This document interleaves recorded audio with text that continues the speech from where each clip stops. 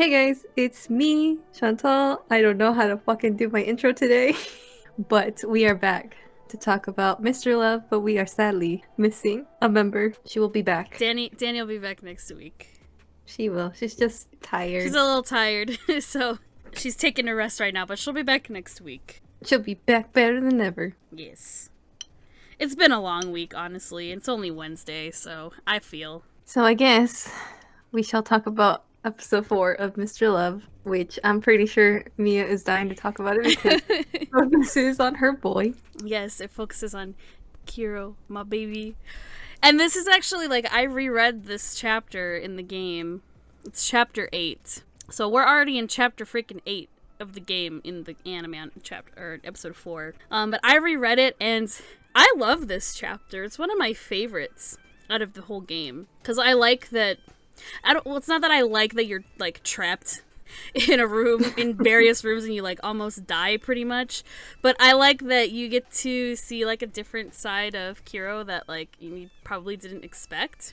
And I know playing the game, I was like, what the fuck? When it, when you see the reveal and everything. But yeah, getting to see this chapter animated was really awesome, because I feel like once you get to, like, the later not later chapters, but once you get past, like, the first 5 or 6 chapters, then it's more going into, like, the darker stuff. Not the super dark stuff, but, like, now we have, like, threats, and, like, we almost die a couple times. You gotta be protected by the boys, so it's, like, the stakes are raised. I feel like this was, like, the turning point for the game, at least for me, because this is, like, where everything just starts happening, and we start going a million miles per second. So I was pretty excited, too, to see all this come to life. Not that I didn't like this, but the only thing I was kind of, like, a little disappointed about was, like, so in the game, like, it takes a while and builds up to, like, the reveal that it's Kiro. But the anime, he just, like, takes the mask off and pulls the sunglasses and is like, oh no, it's me. And yeah, MC's just like, oh, okay. I was like, wait a minute, they changed this. I'm pretty sure, unless I'm going, like, insane, I'm remembering this wrong, but you don't know that it's Kiro until you fall. Yeah, till you fall through the floor and he grabs you, and it shows the CG of him, like, reaching out to grab you, and you see that it's Kiro. Like, the whole chapter when you're at the hacker summit, he's wearing his disguise.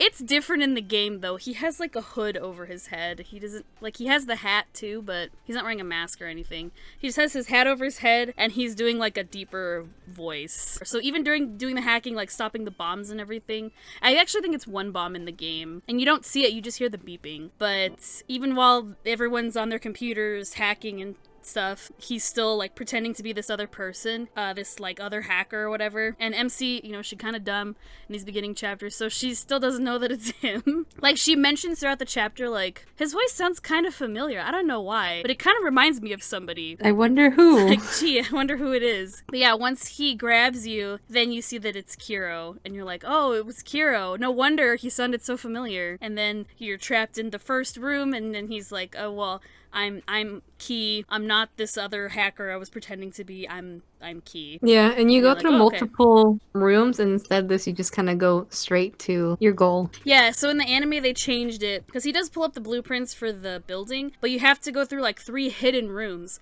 Like, the rooms are hidden. They're not supposed to be, like, on the blueprints when he pulls them up, but he, like, finds that there are hidden rooms. And you only have to go through 3 of them. But in the anime, I guess they needed them to just get the fuck out of there and get to the room where they see all the flashback stuff faster, so they just made it like, oh, we just have to go through, like, these different hallways. So I was like, okay, that's interesting. But in the game, like, MC has more of a hand in it on how they get out of the rooms, because it's like puzzle solving pretty much when they're in the rooms. Because the first room, they just, like, they find something. I remember one of the rooms was like a dark room. Oh, I think that's the first room. So, like, Kiro has this flashlight, this solar-powered flashlight that he uses on his phone, even though I'm like, why don't you just use the flashlight it's built in your phone, Kiro, but okay, whatever. I guess it's a brighter light than a phone light, but yeah, you're like in this dark room, but then like so they changed this in the anime too, because when he cuts his hand, which I was like, is he not gonna cut his hand? Because it didn't happen like it did in the game. Because so in the anime we saw they're climbing up this ladder and part of it falls off because it's like old, I guess, the screws fall out or the bolts or whatever, and MC's gonna fall, but he catches her, and as soon as that happened I was like, is this where his hand's gonna bleed? And then you see his hands bleeding, and so she wraps it up in her hair ribbon.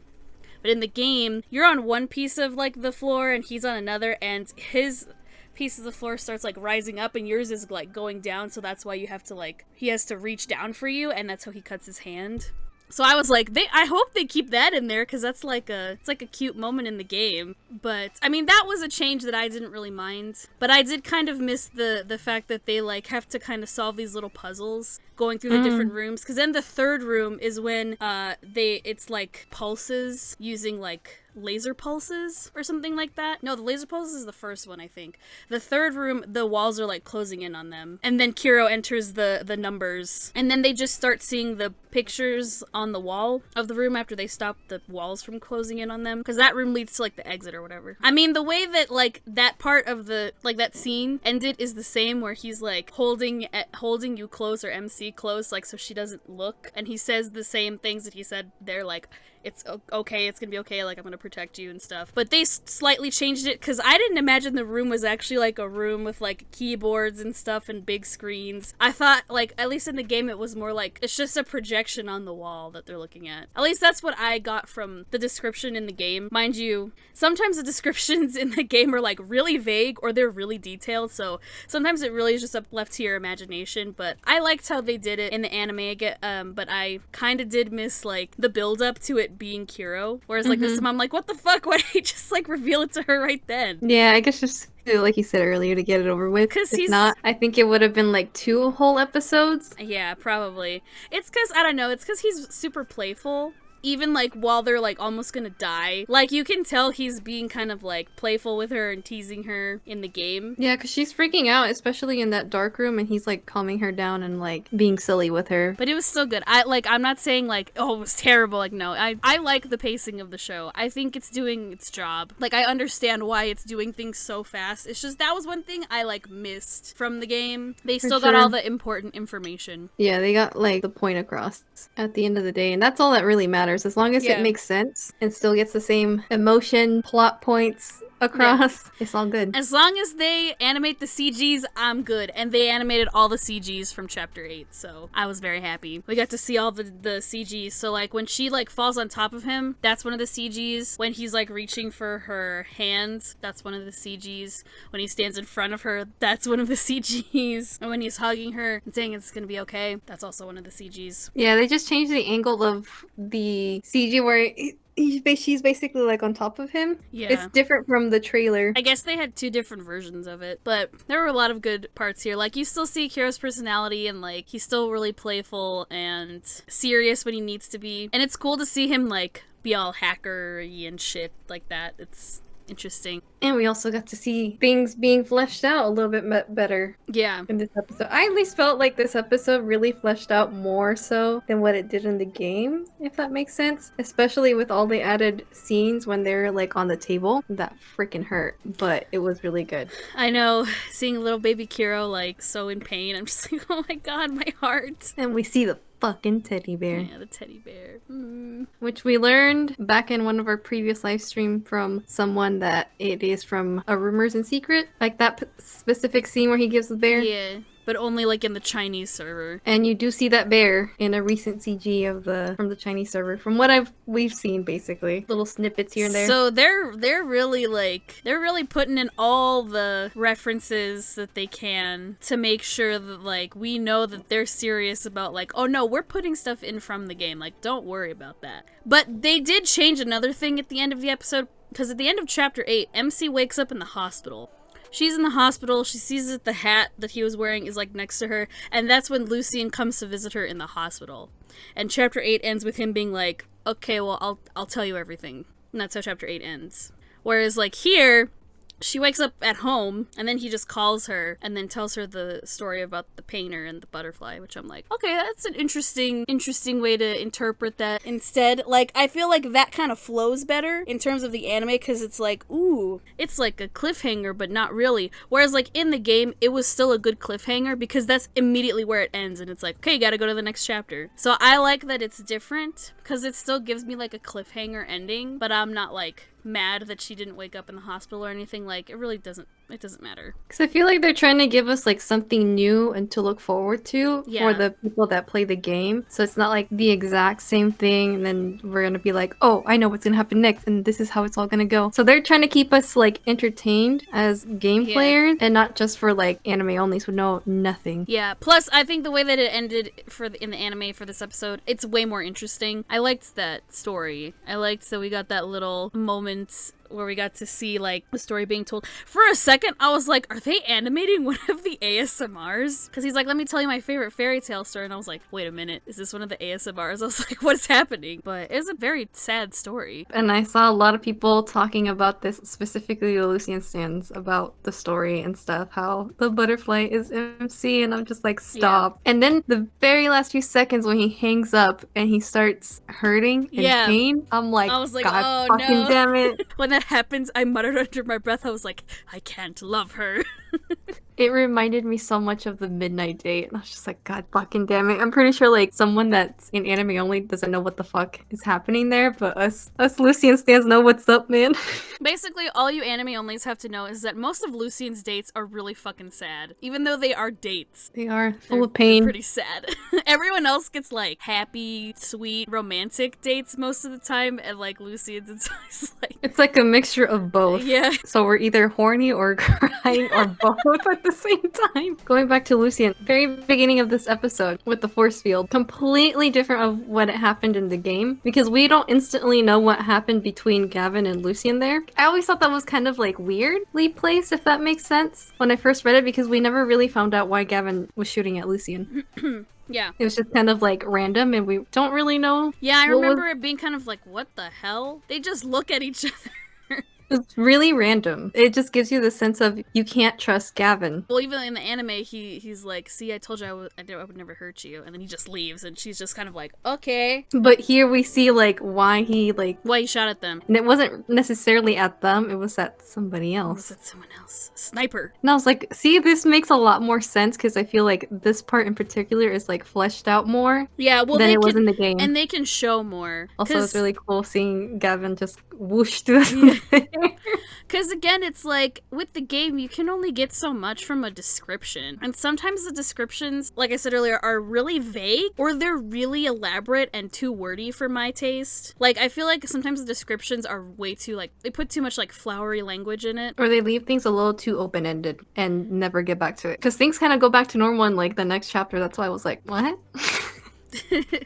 That makes sense. So I'm really glad that they, like, made a reason why. Yeah, like, they showed the reason why he's, like, just leaves. Because he kind of shows up. It looks like he's shooting at MC and Lucien, but he really wasn't. That's why he misses. When you first see this, I honestly thought he probably had something against Lucien. Me too. But that's not the case, even though they did, like, have a stare-off in the anime. I guess maybe Gavin was just kind of like, what the fuck are you doing?